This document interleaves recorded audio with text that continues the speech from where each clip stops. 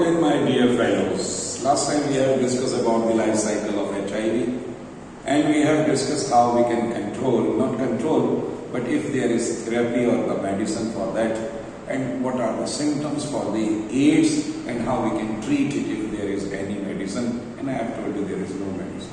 The one thing which has been left, and most of the people want to know about it, how the HIV come to in their body, means how it is transmitted. कि किस तरीके से किसी शख्स के पास ads का virus आ सकता है और वो इन्फेक्टेड हो सकता है. This is called transmission. How the transmission virus has been transmitted. The HIV has been transmitted, number one, in our country especially, by the blood. If an infected blood, means the blood which contains HIV, can transmit to anyone in any way, वो blood transfusion के जरिए हो सकता है. यानी हम किसी को ब्लड देते हैं, डोनेट करते हैं, फील होना है ब्लड, और विदाउट स्क्रीनिंग, और वो HIV मौजूद है उसके पास, उसके अंदर वो पहुंच गया दूसरे के पास. दूसरा, ऐसा कोई भी इक्विपमेंट जिसमें सर्जिकल इक्विपमेंट, सिरिंज और नाई का जो है वो रेजर, एनीथिंग जिससे कट लगकर ब्लड लग सकता हो और वो ब्लड दूसरे के कट के जरिए उस तक पहुंच सकता. ये भी जो है बड़ी अजीब सी बात लगती है. और कि एक बुरिश करता है, उसकी ब्लीडिंग हो रही है, दूसरा बुरिश करे, उसको भी ब्लीडिंग हो गई, तो उस बुरिश के जरिए भी पहुंच सकता है. वो जो आपके पास सैलून है, उसके कोई भी इक्विपमेंट जिसमें से कट लगने का चांस है और उससे ब्लीडिंग होने का चांस है, और वही इक्विपमेंट, वही चीज दूसरे पे इस्तेमाल की जाए और उसको भी ब्लड कट लग जाए और उससे वो ट्रांसफर हो जाए, ये बात याद रख लीजिए. इसलिए इस एहतियात की जरूरत है. यहां से दूसरी चीज, सेक्सुअल कॉन्टैक्ट, जो हमारी बॉडी के जो जिनको हम जेनाइटल ऑर्गन्स कहते हैं, यानी रिप्रोडक्शन में इस्तेमाल होने वाले ऑर्गन्स. ये ऑर्गन्स मेल के अंदर पीनस और फीमेल के अंदर वजाइना, इन दोनों के अंदर से सिक्रीशंस रिलीज होती हैं. मेल के अंदर जो पीनस है उसमें से सीमन रिलीज होता है और फीमेल के वजाइना में वजाइनल फ्लूइड्स रिलीज होते हैं. ये अगर कॉन्टेक्ट में आते हैं किसी भी से एक दूसरे से, तो इसके जरिए भी ट्रांसफर यूरोप और अफ्रीकन कंट्रीज में सबसे बड़ी वजह यही है, क्योंकि सेक्सुअल लिबर्टी होने की वजह से ये जो है उसकी वजह से दो ट्रांसमिशन वे. नंबर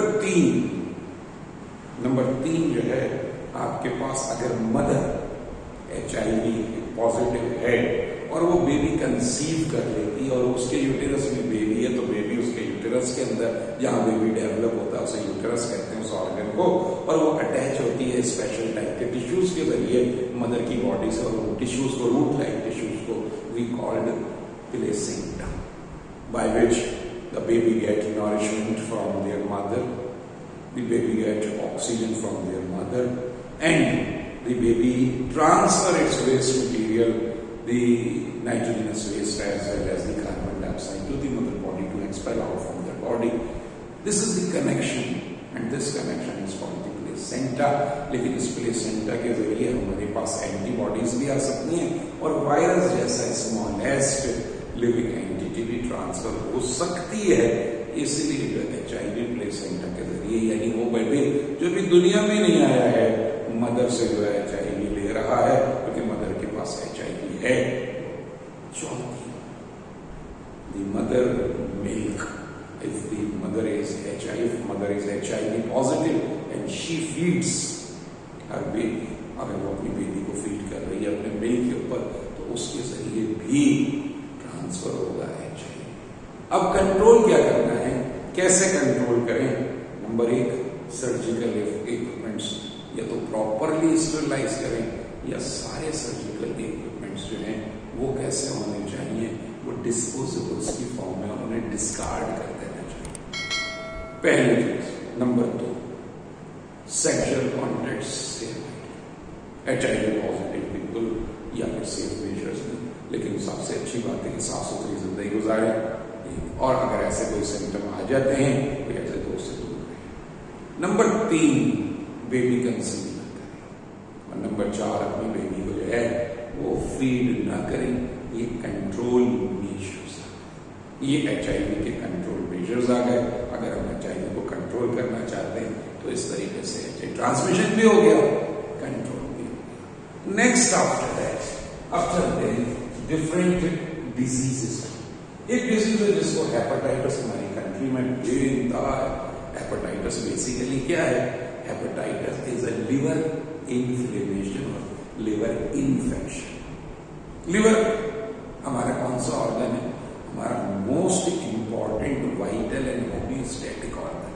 पूरी बॉडी को हमारा लिवर का जो हम फूड खाते हैं वो सारी की सारी एब्जॉर्ब होकर सबसे पहले लिवर में जाती है, वहां से डिस्ट्रीब्यूशन होती है, वहां पर डिटॉक्सिफिकेशन, उसके अंदर से डिटॉक्सिफिकेशन होती है, एक्सेसिव हो जाए वो जरा खत्म करती है। इसके अलावा हमारे आरबीसीज हम स्प्लीन में और लिवर में ब्रेक होते हैं और पिगमेंट्स बनाते हैं। दो पिगमेंट्स जो है वो प्रोड्यूस होते हैं, बिलिरुबिन एंड बिलिरुबिन। ये दोनों बाइल पिगमेंट्स कहलाते हैं और ये दोनों रेड डिसीज के ब्रेकडाउन, उसकी हीम के ब्रेकडाउन होने की वजह से प्रोड्यूस होते हैं, नॉर्मली होते हैं, नॉर्मल वे के अंदर। लेकिन अगर लिवर में इंफेक्शन हो जाए तो सबसे पहले क्या होगा? हमारी भूख उड़ जाएगी, लॉस ऑफ एपेटाइट। नंबर 2 और क्या हो जाएगा?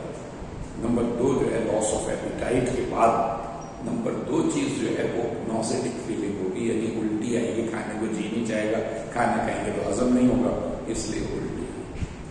नंबर 3 लिवर डिसफंक्शन की वजह से आरबीसी की ब्रेकडाउन इंक्रीज हो जाएगी और आरबीसी की ब्रेकडाउन इंक्रीज होने से क्या होगा?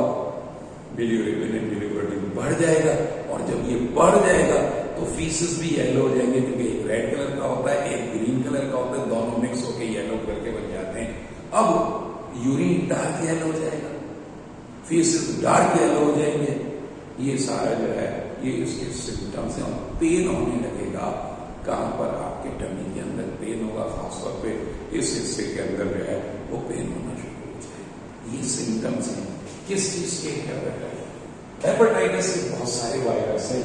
Hepatitis A virus, hepatitis B virus, hepatitis C virus, hepatitis D virus, hepatitis E virus.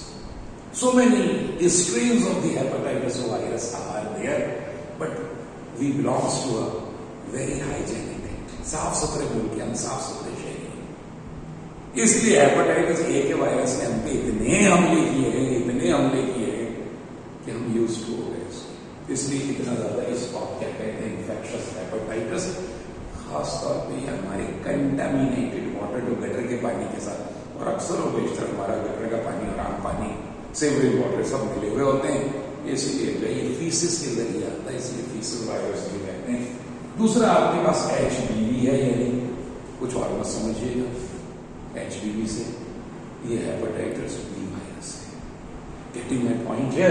और ये जो है सीरम, यानी ब्लड सीरम के इन्फेक्शन भी, लेकिन इसमें हमें थोड़ी सी रिलैक्सेशन ये है कि इसका वैक्सीन अब अवेलेबल है, इसलिए हम इससे बच सकते हैं। यानी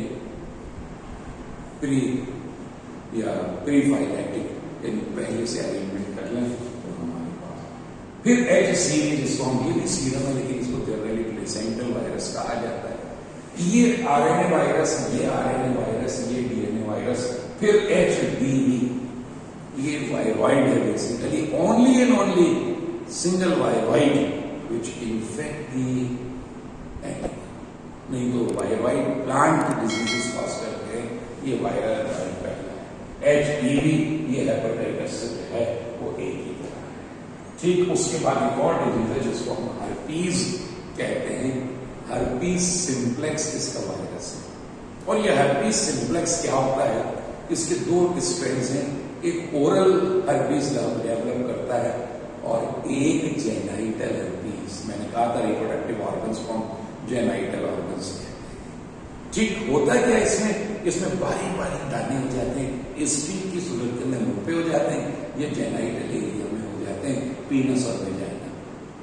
ये जो है बारीक, और फिर इसमें से पानी बहने लगता है, ब्लिस्टर हो जाता है, व्हाइट कलर का फ्लूइड, और जहां ये फ्लूइड लगता है ये जो है फ्लेयर अप होता जाता है। इसीलिए इसको प्रीलिमिनरी, यानी पहले ही प्रीलिमिनरी स्टेज पर ही कवर कर लेनी चाहिए एंटीवायरल जो है मेडिसिन के साथ।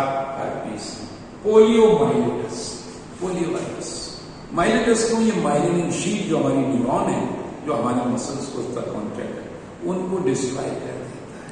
और इसकी वजह से क्या होता है, इसकी वजह से या तो हाथ के मसल्स जो हैं ये मसल ये जो है वो प्रॉपरली डेवलप पैर के, इसीलिए बंदा क्रिपल्ड हो जाता है यानी अपाहज हो जाता है, लंगड़ा या लूला हो जाता है, यानी हाथ काम नहीं करते या पैर काम क्योंकि सूखे हो जाते हैं, इसको सूखे की बीमारी भी कहा जाता है। ये पोलियो माइलेटस है, इसका भी वैक्सीन है, इसका ओरल वैक्सीन भी बच्चों को इसीलिए जो है ड्रॉप्स पिलाए जाते हैं और बड़ों को जो है वो इंजेक्शन लगाया जाता है। वैक्सीन अवेलेबल होता है, जब आप एक कंट्री से दूसरी कंट्री जाते हैं तो ये लगवा के जाना पड़ता है, पोलियो आपको इंजेक्शन लगवा के जाना पड़ता है। चिकनगुनिया एडीज मच्छर जो है जिसके ऊपर काले काले निशान होते हैं, जिसके डेंगू में भी आपने देखा होगा, ये एडीज मॉस्किटो, इसके जरिए ट्रांसफर। ये पोलियो माइलेटस किसके जरिए, ये भी कंटामिनेटेड वायरस है, इसीलिए इसके सैंपल्स को कहाँ तलाश किया जाता है, पाकिस्तान में गटर के पानी में, कहाँ गटर के पानी में पोलियो के वायरस मिलते हैं, सैंपलिंग वहां से की जाती है। इसीलिए कंटामिनेटेड वाटर खतरनाक, इसीलिए खासतौर पे साफ सुथरे पानी पे जोर दिया जा रहा है। चिकनगुनिया के अंदर यही है, आरएनए पॉजिटिव सेंस हम क्लासिफिकेशन में पढ़ चुके हैं कि positive sense RNA single stranded viruses के अंदर होता है, आरएनए वायरसेस जिसको कॉज कराता है चिकनगुनिया। डेंगू वायरस हमारे पास अभी बहुत फ्लेयर हुआ है डेंगू, ये भी किसके जरिए, एडीज मॉस्किटो के जरिए ट्रांसफर होता है। और कहाँ जाकर अटैक करता है, हमारे ब्लड के ऊपर, खासतौर पे प्लेटलेट्स कम कर देता है, और प्लेटलेट्स कम होने की वजह से हमारा जो है वो इम्यून सिस्टम, खासतौर पर ब्लीडिंग कहीं से हो जाए तो प्रॉब्लम होगी, ब्लड रुकेगा नहीं। इसमें हाई फीवर होगा, इसके अंदर बिल्कुल तकरीबन इस जैसे सिम्टम्स नजर आएंगे, मलेरिया जैसे सिम्टम्स नजर आएंगे, हाई ग्रेड फीवर होगा, सर्दी लगेगी, वॉमिटिंग आएगी, सारे इसके symptom. Ebola virus, Ebola virus किसी कैनिड एनिमल्स यानी जिनके कैनाइंस खासतौर पर जो लंबे वाले दांत होते हैं, नोकीले दांत, जो शेर में, बिल्ली में, कुत्ते में होने वाले दांत जिससे वो गोश्त को उधेड़ने का काम करते हैं, हमारे पास भी एक कैनाइन का एक इधर पेयर है, इधर पेयर है। ये जो कैनाइन वाले जिनके बड़े बड़े कैनाइंस होते हैं, उनके जरिए उनके अगर वो इन्फेक्टेड हो तो उसके काटने से जो है ये, या उसकी सलाइवा के जरिए ये एबोला जो है ये नेगेटिव सेंस आरएनए वायरस है। या हम पढ़ चुके हैं नेगेटिव सेंस जो अपना डायरेक्ट जो आरएनए है उसका वायरस का जो आरएनए वो एज ए मैसेंजर आरएनए काम नहीं करता है, इसमें मैसेंजर आरएनए काम करता है पॉजिटिव सेंस में, इसमें मैसेंजर आरएनए काम नहीं करता। ये हम पहले बात कर चुके हैं, हमने क्लासिफिकेशन पे बात की थी। फिर एक बहुत बड़ा फेज हम पे गुजरा है, 1-1.5 साल तक, 2 साल तक कोरोना वायरस, अब भी हम डरे डरे से कहा जाता है कि ये बैट के जरिए ट्रांसफर, यानी चमगादड़ों के जरिए, बैट्स के जरिए ट्रांसफर हुआ है।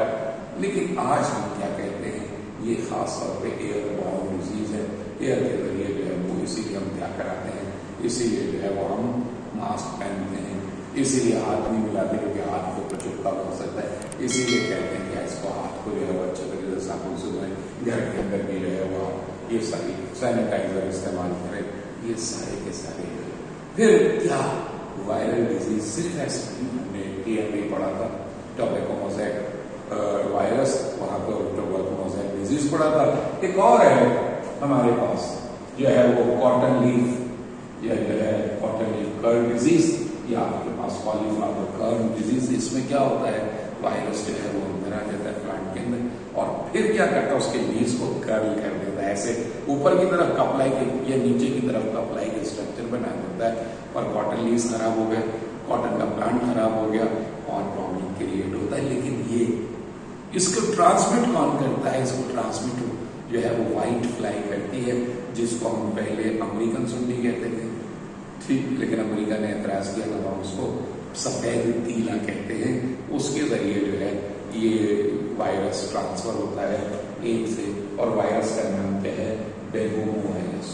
बेगम वायरस नहीं है, बेगोमो वायरस है, तो इसलिए जो है इसके जरिए ट्रांसमिट होता है। These are all viral diseases and about virus which we have to study in our first year. 2 things has been left. One is the prions, another one, these are also living entity. Inshallah, in my next lecture, I will discuss this and our chapter about these living entity